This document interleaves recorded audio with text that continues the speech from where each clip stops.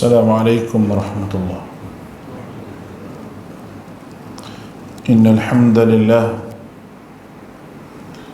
نحمده ونستعينه ونستهديه ونستغفره ونؤمن به ونتوكل عليه ونعوذ بالله من شرور أنفسنا وسيئات أعمالنا. من يهده الله فلا مضل له ومن يضلل فلا هادي له. أشهد أن لا إله إلا الله وحده لا شريك له وأشهد أن محمدا عبده ورسوله. اللهم صل على محمد وعلى آله وأصحابه ومن تبعهم بإحسان إلى يوم الدين. وبعد فإن أصدق الحديث كتاب الله وخير الهدي هدي محمد صلى الله عليه وسلم وشر الأمور محدثاتها وكل محدثة بدعة وكل بدعة ضلالة وكل ضلالة في النار. قالوا سبحانك لا علم لنا إلا ما علمتنا إنك أنت العليم الحكيم. ولا حول ولا قوة إلا بالله العلي العظيم. رب يسر ولا تعسر بتمم بالخير. على الله توكلنا ربنا افتح بيننا وبين قومنا بالحق وأنت خير الفاتحين. Alhamdulillah, bersyukur kehadrat Allah Subhanahu wa taala dengan rahmat dan limpah kurniaan daripada Allah Azza wa Jalla, kita dapat bersama-sama pada malam ini. Mudah-mudahan pertemuan kita Allah Subhanahu wa taala berkati dan diberikan jalan sepatutnya syurga bagi orang yang duduk dalam majlis ilmu ini. Kerana Nabi SAW sebut man salaka tariqan, siapa yang memudahkan jalan, tariqan ilm, untuk jalan menuntut ilmu, sahhalallahu tariqan il jannah, Allah Ta'ala mudahkan untuknya jalan untuk ke syurga. Baik, pada malam ini tajuk yang diberikan kepada saya iaitu berkenaan dengan hasad ataupun iri hati. Satu penyakit yang bersarang dalam jiwa manusia ni itu hasad dan juga iri hati. Ia juga merupakan penyakit iblis, yang mana Allah Subhanahu wa taala campur iblis daripada langit, daripada syurga, daripada duduk bersama dengan golongan muqarrabin, golongan yang dekat dengan Allah. Allah Ta'ala campurkan Adam kerana digoda oleh iblis, dan iblis menjadi musuh Allah Ta'ala sampai kiamat. Itu di antara janji iblis dengan Allah Ta'ala. Yang ada dalam diri iblis itu adalah bagian kedengkian yang melampau, hasad yang membara dalam jiwa dia, yang menyebabkan iblis dilaknat oleh Allah Azza wa Jalla dan menjadi musuh Allah Subhanahu wa taala sampai bila-bila, dan disumpah oleh Allah Ta'ala bagi siapa sahaja yang mengikuti iblis. Dan kita kena ingat, iblis dia tidak akan biarkan manusia ini duduk dalam keadaan jadi hamba Allah, kecuali dia akan goda supaya semua orang jadi musuh Allah Ta'ala dan boleh bersama dengan dia dalam neraka. Iblis Allah Ta'ala jadi daripada api. Ada orang kata duduk dalam neraka tak panas dia sebab dia api dah. Jawapannya tidak betul. walaupun dia tu terjadikan daripada api, dia masuk neraka, dia tetap akan disiksa oleh Allah Ta'ala. Macam kita dijadikan daripada tanah lah, kita jadikan daripada tanah. Kalau orang ambil tanah seketul, buat bulat-bulat tu, lempar atas muka kita, biru juga. Walaupun hakikatnya kita dijadikan daripada tanah, sepatutnya dah sama-sama tanah, okey lah. Tapi tidak. Begitulah iblis. Ya Allah Ta'ala akan seksa dia bersama dengan kuncu-kuncunya dalam neraka Allah Azza wa Jalla. Baik. Apakah pengertian kepada hasad ini? Makna kepada hasad ini? Menurut jumhur ulama, hasad ini adalah satu yang bersarang dalam diri dengan berharap hilangnya nikmat Allah pada orang lain. Yang nikmat itu mungkin berupa harta, kedudukan, ilmu. Itu yang disyarahkan oleh Syekh Muhammad Salih Al-Utsaimin di dalam Syarah Al-Arba'in An-Nawawiyah, ketika mana menghuraikan hadis berkenaan dengan hadis 40, iaitu sifat hasad dan dengki. Jumhur ulama ni, perkataan jumhur ulama yang kata hasad ni adalah seseorang yang mengharapkan hilangnya nikmat daripada seseorang. Kalau kita hasad, kalau kita dengki, ya ini dengki yang boleh dibolehkan dalam Islam ini. Ada dengki yang boleh. Orang mari majlis ilmu, kita rasa nak mari juga. Rasa dengki orang pergi majlis ilmu. Rasa dengki orang buat kebaikan, dengan kita rasa kita nak buat juga kebaikan itu. Itu dengki yang dimaafkan. Hasad yang dimaksudkan di sini iaitu seseorang yang mempunyai perasaan supaya nikmat yang Allah Ta'ala bagi kepada kawan tu hilang daripada dia. Dengan harapan mungkin dia nak suruh nikmat itu Allah Subhanahu Wa Ta'ala bagi ke dia seorang je. Kalau kedai, dia je laku, biar orang lain tak laku. Dia pun kata, tak jadi, buka lah kedai mana-mana pun. Dia kata sini, tengok berapa hari. Dia dengki. Apabila dengki dan hasad ini, dia boleh pergi kepada sihir. Bismillahirrahmanirrahim. Dia boleh pergi kepada sihir. Dia boleh pergi kepada khianat. Dan kemuncaknya, pembunuhan. Itu kemuncak dia. Kerana anak cucu Adam, anak Adam yang bergaduh dua orang tu, kerana hasad dan dengki. Sebab itu mereka bergaduh dua-dua orang. Katanya nama Habil dan Qabil. Baik. Menurut pendapat Ibn Taymiyah, hasad ini adalah al-hasadu huwal baghdu wal karahatu lima yarahu min husnil halil mahsud.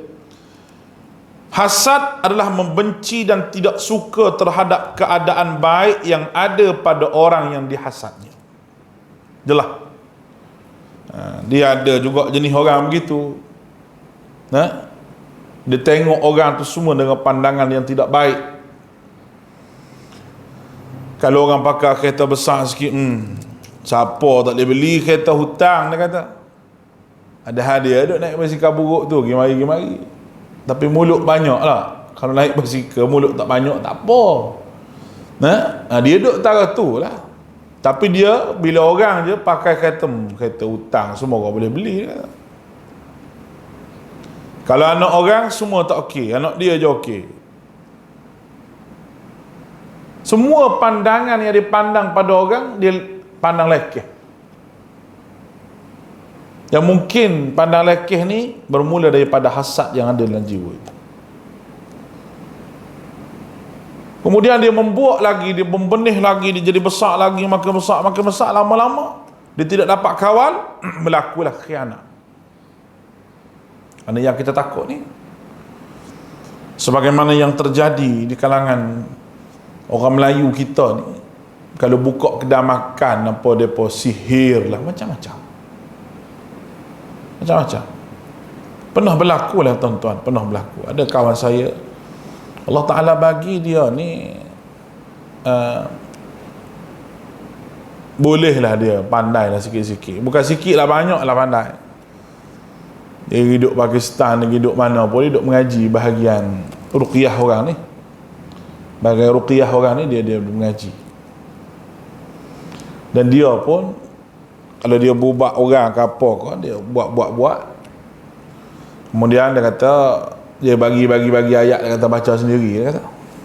Orang ni yang kita nak ni, setengah orang dia tak bagi. Kalau dia bagi, dia kata tak ada cari makan dia.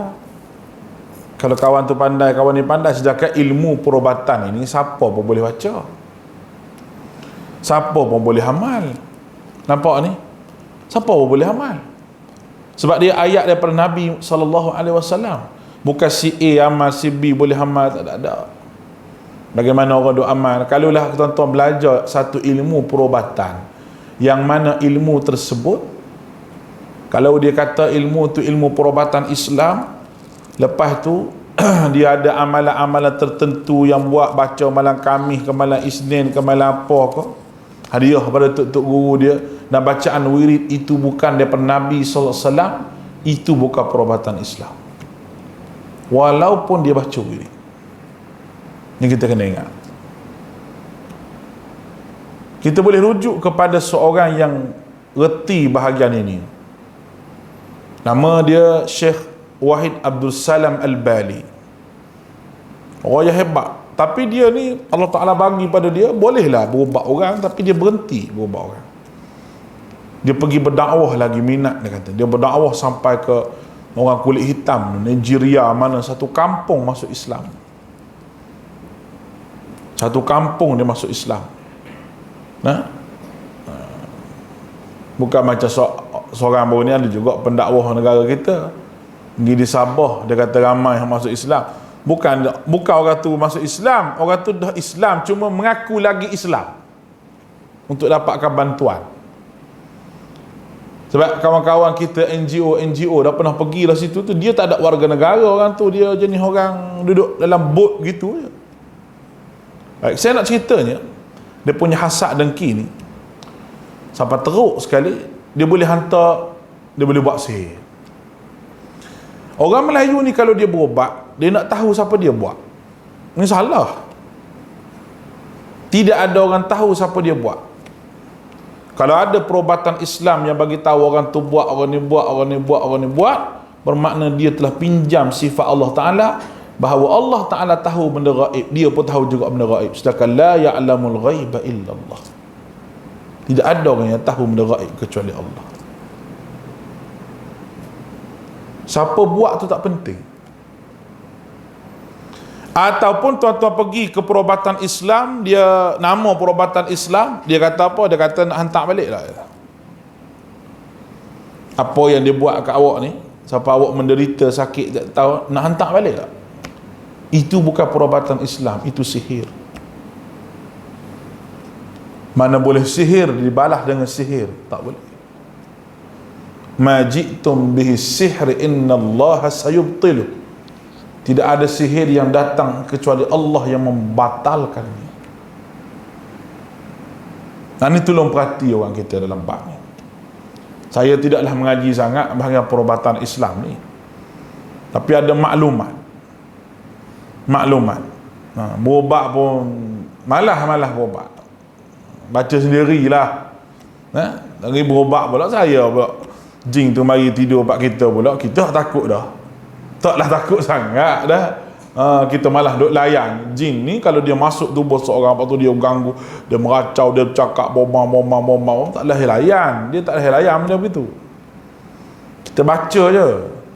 Ada orang kata baca tak jadi ustaz. Mana boleh tak jadi, itu ayat Quran. Kena baca dengan yakin, dah baca berterusan, jadi amalan. Dia nak sihir dengki, hasil daripada dengki ni yang kita sebut ni, dia sihir seorang. Contoh, bismillah. Contoh, tuan-tuan suka makan tembikai. Orang kampung saya panggil timun Cina. Orang kampung saya lah, tembikai. Lepas tu dia tengok tuan-tuan, orang yang nak sihir, dia kata dia ni makan tembikai. Dia bawa tembikai tu sebiji, dia buat pergi kat tukang sihir, tak kira lah Sami ke apa ke, tukang sihir. Dia pun beli jin. Jin tu dia beli, khadam jin tu dia beli, dia janji dengan jin tu. Dia janji kalau kawan ni makan tembikai, kena. Dia masuk tembikai tu, dia pun hanyut tembikai tu ke laut mana tak tahulah. Dia bukan ambil tembikai tu bagi makan ke dia dah. Tetapi selagi mana orang tu baca bismillah ketika mana dia makan, dia tak terkena.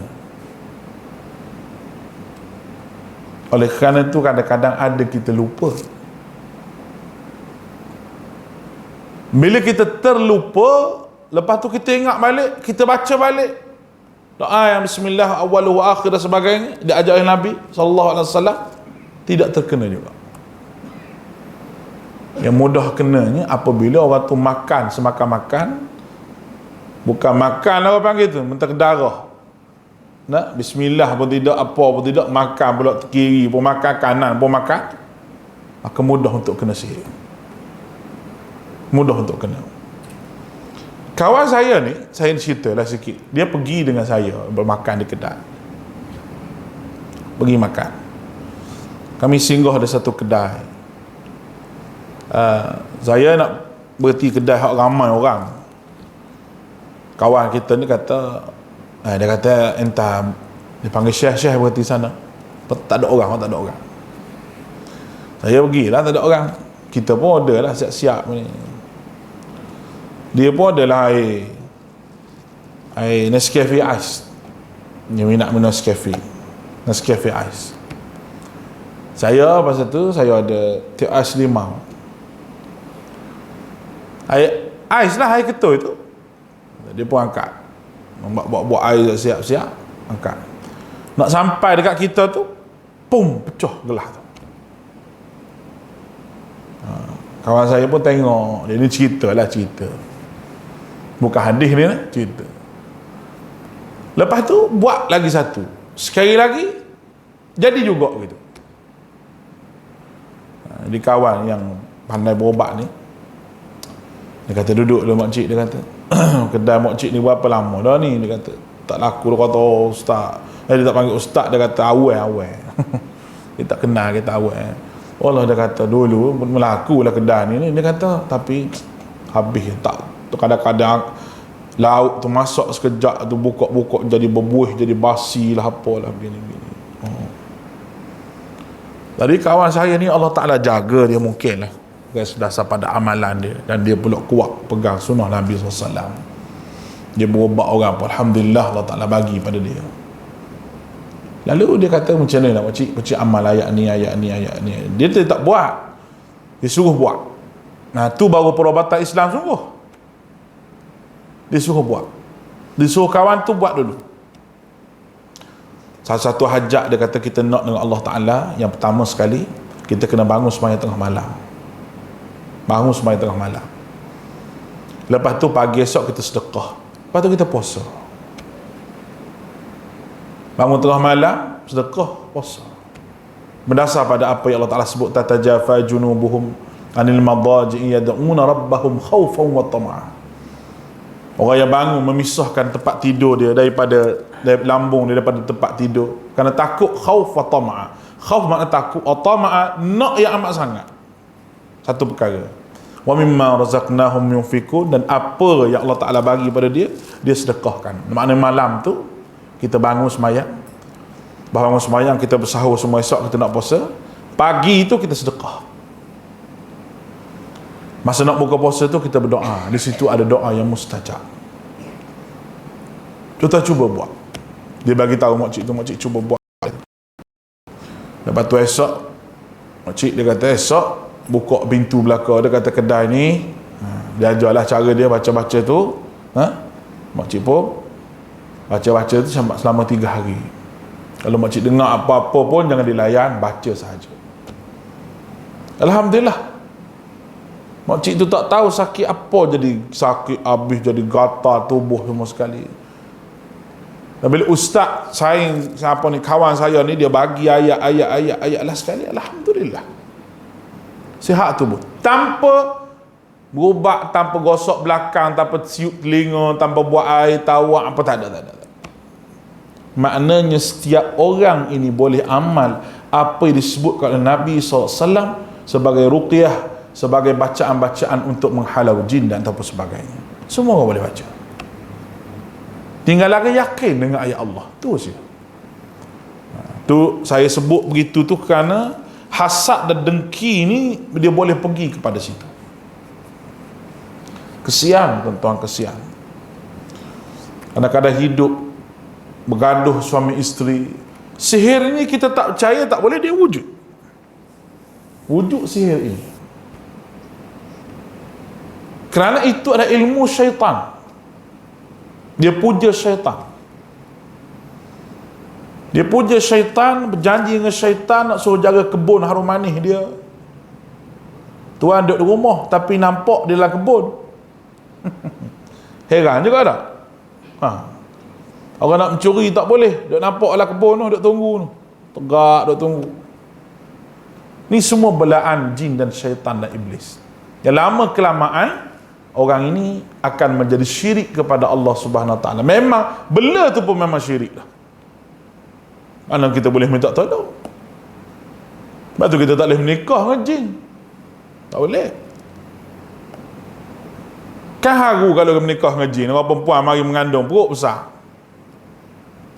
Mana suami puan? Jin. Takkan haru? Lah, tanya mana suami? Jin suami saya. Siapa nak mengaku, jin tak nampak.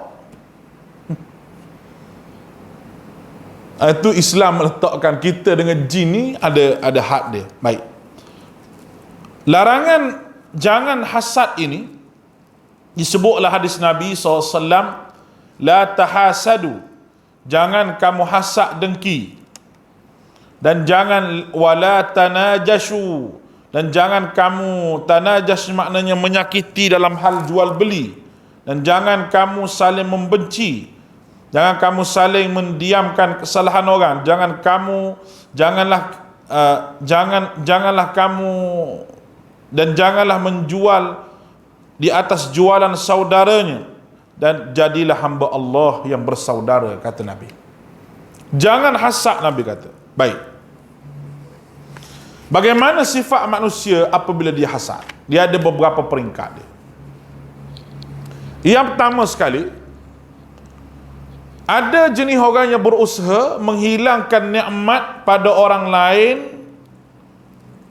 dengan dia buat perkara-perkara yang melampaui batas. Ini hasad yang teramat tercela sekali. Bagaimana saya sebut tadi, dia sihir ataupun sebagainya.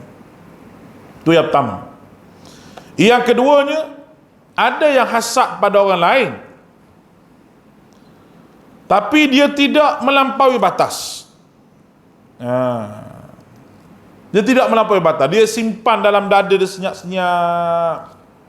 Tapi itu pun berdosa juga. Kerana kalau bersaranglah hati lama-lama, bahaya.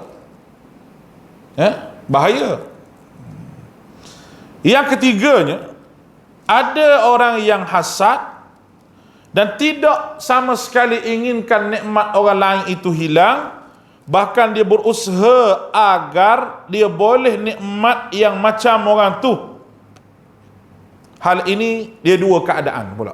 Dia boleh jadi hal dunia ataupun hal agama. Kalau hal dunia, bagus juga untuk kita, dia meniaga laku, kita buat jugalah supaya kita jadi laku, dengan tidak ingin dia tu jatuh meniaga. Orang hasad ni supaya orang tu jatuh meniaga, biar dia tu laku seorang-seorang, itu hasad.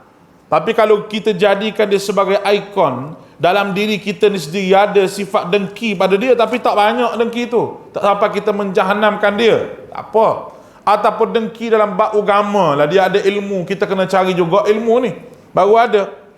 Itu adalah benda yang tidak tercela. Baik. Cumanya untuk kita dengki bab dunia ni, saya rasa tak perlulah kita dengki bab dunia ni. Asbab dia kerana orang mukmin, dunia ini adalah penjara bagi dia, bukan segala-galanya. Kita minta dengan Allah Subhanahu Wa Taala supaya Allah cukupkan keperluan kita, tu pun dah cukup dah. Tak payah banyak, Tuhan cukupkan keperluan kita, dah menjadi satu benda yang cukup dah bagi kita hidup. Kita boleh makan, orang menikah kita boleh menikah, orang tidur kita boleh tidur, orang minum kita boleh minum, makan nasi boleh makan nasi, orang makan daging, makan ayam kita boleh makan, nak apa lagi? Tapi manusia tidak, manusia nak lebih. Ya, manusia nak lebih lagi. Nak lebih dan nak lebih lagi, itulah punca kepada segala-gala masalah yang ada pada kita sendiri. Bila dia rasa nak lebih lagi, dia akan tinggal bahagian akhirat sebab nak dapat dunia yang lebih. Kalau tuan-tuan bayar umur 60, 70 duduk zikir projek lagi. Projek zikir. Orang umur 60 tak ada zikir tu dah, subhanallah, alhamdulillah dah. Dia duduk main projek lagi. Malang, nasib malang. Tak apalah ustaz, pencen lagi kita pergi masjid dah. Pencen jaga cucu pula. Zaman muda jaga anak, zaman tua jaga cucu. Rugi yang amat sangat. Kata Nabi SAW, tidak berganjak seorang anak Adam itu kecuali ditanya beberapa perkara. Yang pertama, zaman muda kamu buat pergi ke mana? Kalau zaman muda kita tidak ada nilaian agama dah, zaman muda ni tidak ada nilaian agama, bagaimana kita nak hidup pada zaman sekarang kalau kita bawa perangai kita zaman muda juga? Tak boleh. Sebab itu Nabi kita Muhammad sallallahu alaihi wasallam, dia minta dengan kita, dia minta dengan Allah Taala, Allahumma akfini bihalalika an haram. Ya Allah, cukupkanlah aku dengan benda yang halal sampai aku tak berkenan benda yang haram. Wa aghnini bifadlika amman siwak. Kayakanlah aku ya Allah sampai aku tidak akan minta pada yang lain melainkan aku minta kepada kamu. Cukup baik doa. Allahumma akfini, cukup. Kalau kita tanya, tak cukup ke kita ambil dunia ni? Oi, lebih pada cukup. Kalau makan tu lebih pada cukup. Tandanya ada penyakit. Penyakit banyak kita ni. Ada gout, darah tinggi, kecil manis. Penyakit kita ni. Macam-macam penyakit. Hak teruk sekali takut bini. Macam-macam penyakit Allah Ta'ala bagi pada kita ni. Tandanya kita makan lebih, makan cukup. Kalau tak cukup, kita tak hidup dengan keadaan lagu ni. Allah kurniakan kita segala-galanya yang kita mahukan. Baik. Allahu Akbar. Ada orang yang hasad, dia kata, orang yang dengki ni, dia jenis dia pendam seorang-seorang dengki dia. Dan dia tidak ada usaha untuk buat jahat. Tidak ada. Cuma dia dengki seorang-seorang dia. Itu tak berdosa. Cuma lama-lama dia akan jadi dosa sebab syaitan ni dia pandai. Macam kita niat benda yang tak baik lah, terlintas satu benda tak baik dalam jiwa kita dah, tidak ditulis lagi. Tapi syaitan akan heret daripada niat yang tak baik tu. Dia akan heret supaya benda tu jadi kemungkaran. Itu kerja syaitan. Baik. Macam mana kita nak berubat penyakit hasad ini? Kita tengok dia nak berubat macam mana penyakit hasad. Yang pertama sekali, seseorang itu perlu ada pada diri dia sifat bersyukur dengan nikmat Allah. Apa makna syukur? Allah Ta'ala sebut, la in syakartum la azidannakum wa la in kafartum inna azabi lasyadid. La in syakartum, kalau kamu bersyukur aku tambah nikmat kamu, tapi kalau kamu kufur azab aku amalah pedih. Tu Allah Ta'ala sebut dalam Quran. Syukur apabila Allah Ta'ala beri nikmat kepada kita, kita boleh balas nikmat Allah itu dengan ketaatan. Itu syukur. Bila Allah Ta'ala bagi nikmat pada kita, menega untung, kita balas dengan ketaatan. Bila Allah Ta'ala bagi nikmat kepada kita keluarga yang tenang, kita balas dengan mengeratkan silaturrahim di antara kita. Semua tu bentuk ketaatan yang kita buat selepas daripada kita dapat nikmat daripada Allah Ta'ala yang begitu banyak. Bersyukur itu amat penting. Kalau kita tengok orang bagai kereta besar pun, kita hak tidak bersyukur ni, dia tak rasa bahawa nasib baik aku ada kereta. Dia tak rasa gitu. Sebab dia tengok orang yang lebih atas daripada dia. Tapi kalau dia pergi tengok orang yang bawah daripada dia, okey, dia pakai kereta, dia tengok orang naik motor dengan anak kecilnya, dengan bergendong tiganya lah, naik tengah-tengah malam seorang-seorang nak bawa anak. Kita pun tengok dia, mana dia pergi mana ni, sedih nampak kawan ni nak bawa anak dalam keadaan sejuk begini. Kita pun tengok kereta kita, tak apa, kecil-kecil pun ada juga kereta. Tu syukur. Tapi kalau kita tengok BMW sebelah mari prom duduk sebelah kita, kita pakai kereta biasa, nasib baiklah dia nak menego apa ni, BMW pakai. Nah, kita tak ingat dah Allah Ta'ala bagi pada kita nikmat nak kereta juga, nak pergi ke mana kita? Dia menego mana Sabah lah, dia banyak tempat nak pergi, dia pakai kereta besar pun. Kita ni kemahuan kita je. Kalau ikut kemahuan kita, kita nak semua ada ni. Kita nak semua ada. Sebab apa? Kemahuan. Bukan kita fikir keperluan hidup kita. Apa benda yang perlu hidup kita ni? Cuba sebut. Perlu. Apa perlu? Kita perlu sangat hidup kita ni. Kita ada rumah. Cukup rumah. Apa orang anak? Mungkin 5 orang anak, 4 bilik. Lepas tu anak besar-besar semua, pergi mengaji semua, menikah, tinggal kita 2 orang. Seorang kecil manis, seorang darah tinggi. Klik 2 orang. Nah, pagi ni, makan ubat tak lagi tu. Ayah dia, isteri tolong peringat kita tak? Tolong ingatkan kita, berilah ubat. Ada mama tu makan ubat tak lagi, kecil manis mama. Duk main gitu. Cucu-cucu habis duk pakai lumpur semua dah. Jadi keperluan hidup kita ni apa sebenarnya? Mungkin masa kita anak ramai tu kita perlu. Tapi bila kita cucu pun tak ada lah, cucu ada rumah masing-masing. Apa lagi yang kita perlu sebenarnya? Tanpa kita sedar bahawa kita perlu sangat memperbaiki amal kita untuk kita balik jumpa dengan Allah Subhanahu Wa Taala di hari akhirat. Rugi makcik, rugi. Orang hak kerja dunia sampai mati. Alhaakumut takatsur hatta zurtumul maqabir.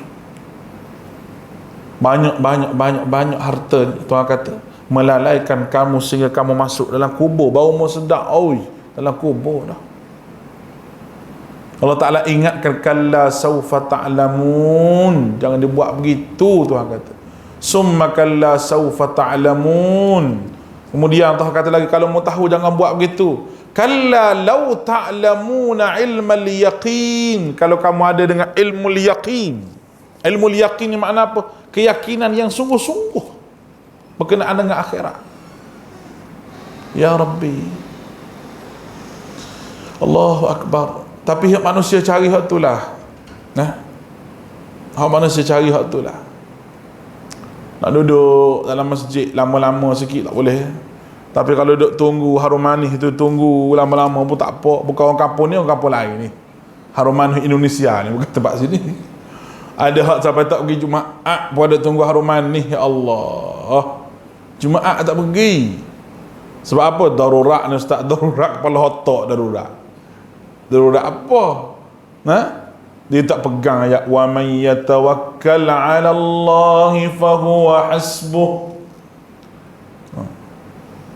Wa may yatawakkal 'ala Allah, siapa yang bertawakal kepada Allah, fa huwa hasbuh, Allah Taala cukupkan bagi dia. Bukan lebih, cukup. Okeylah kalau cukup. Lebih banyak pening kepala juga lebih ni. Makcik, cukup badan cukup, 2 orang tangan cukup lah, sampai 6 orang. Lebih lagi letak dalam almari, kena curi pula. Banyak sangat. Semua itu akan Allah Ta'ala hisab di hari akhir. Allahu Akbar. Kita dengar benda-benda begini, inilah kita baca benda-benda begini, kita kata Allahu Akbar. Hidup atas muka dunia ni, apa benda lah yang kita nak? Ya? Sebenarnya kita nak jadi apa atas muka dunia?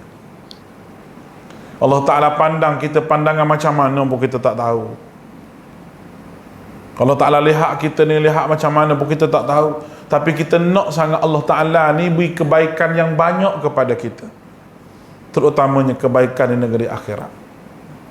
Nabi kita Muhammad sallallahu alaihi wasallam, dia boleh berdoa pada Allah Ta'ala, boleh jadi dunia ni boleh jadi milik dia segala-galanya kalau dia nak. Nabi, tapi Nabi kita tunjuk contoh yang paling baik. Hidup Nabi simple saja.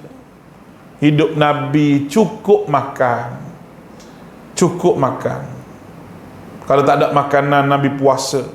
Tidak ada lagi kita dengar rintihan daripada isteri-isteri Nabi yang kata Nabi ni malah kerja ke, Nabi ni makanan tak cukup, apa tidak ada. Malah pujian isteri-isteri Nabi kepada Nabi SAW. Nabi banyak pelihara anak yatim, bukan seorang. Anak Ummu Salamah. Berapa orang anak Ummu Salamah? Ummahatil Mu'minin. Salah seorang daripada Ummul Mu'minin, Ummu Salamah. Anak yatim juga ada, dia Nabi pelihara. Tapi cukup makan anak yatim. Bermakna Nabi kita ni orang yang bekerja. Bukan orang bagi duit ke dia mana boleh terima sedekah. Nabi tak boleh terima sedekah. Nabi tak boleh terima zakat. Nabi boleh terima hadiah daripada orang. Hadiah pun Nabi bagi ke orang juga. Itu Rasulullah. Jadi kita hidup atas muka dunia ni, kadang-kadang kita fikir apa matlamat dan tujuan kita hidup. Kalau orang tak fikir matlamat dan tujuan sebenar untuk dihidup atas muka dunia, orang ni mempunyai masalah fikiran. Kita hidup ni nak jadi hamba Allah. Nak jadi hamba Allah kita hidup ni. Kalau jadi isteri hak jadi hamba Allah. Jadi suami hak jadi hamba Allah. Jadi pemimpin hak jadi hamba Allah. Itu kunci kata kehidupan kita. Mesti dalam hati seseorang berfikir macam mana aku nak jadi hamba Allah. Oleh kerana itu kita kena minta dengan Allah. Minta. Nak faham ilmu kena minta dengan Allah. Nak istiqamah kena minta dengan Allah. Ni kita nak Ramadan. Nak Ramadan. Tak sampai 2 minggu lagi lebih kurang tak? Kita nak puasa. Allah. Sekejap dunia ni, sekejap. Makin hari makin singkat. Makin hari makin singkat. Sahabat-sahabat Nabi berdoa pada Allah bila mari Ramadan, Allahumma sallimna di Ramadan, sallimhu lana wa tusallamhu minna mutaqabbala. Ya Allah, sampaikan aku pada bulan Ramadan. Itu di antara doa Nabi kita sallallahu alaihi wasallam. Untuk kesimpulannya, muslimin muslimat dirahmati oleh Allah. Saya tak ceramah lama-lama, kita ceramah sekejap-sekejap. Saya tak mau curi masa tuan-tuan ada ni. Sebab lepas isyak ni tuan-tuan banyak kerjaan lain lagi, saya pun banyak kerja juga. Nampak muka pun macam lapak itu semua tu. Jadi tuan-tuan ada berjanji dengan orang. Jadi isyak kita berhenti. Kalau nak pergi ngaji lama, kena mengaji di rumah. Baru lama. Tuan-tuan sekalian, kesimpulannya, hasad merupakan sifat syaitan yang mesti kita jauhi. Dengki ini ibarat api dan sekam. Dia memakan semua amal-amal kita kalau kita dengki. Kita takut kita jadi muflis di hari akhirat dengan sebab dengki ini. Itu yang kita takut. Jumpa dengan Allah Ta'ala, tidak ada apa yang kita bawa. Oleh itu, kita kena hidup dalam keadaan berserah diri pada Allah setelah mana kita berusaha, dan kita hiduplah keadaan kena minta ampun dengan Allah Ta'ala tiap-tiap hari di atas apa yang kita lakukan. Mudah-mudahan Allah Ta'ala jauhi kita daripada penyakit hasad, al-hikdu. Dia hasad, dengki, lepas tu dia mari mengumpat, dia mari apa, dia banyak lagi perkara tu. Dia orang panggil berangkai benda tu semua. Bila tak puas hati dengan orang, rasa nak kata kat orang, bila nak kata kat orang, dia jadi mengumpat. Semua itu benda-benda yang menjahanamkan diri kita. Mudah-mudahan dirahmati Allah Ta'ala. Kita bertemu lagi di masa-masa yang akan datang. Aqulu qawli hadha wa astaghfirullahal azim li wa lakum wa ufawwidu amri ila Allah. Inna Allah basirun bil ibad. Assalamualaikum warahmatullahi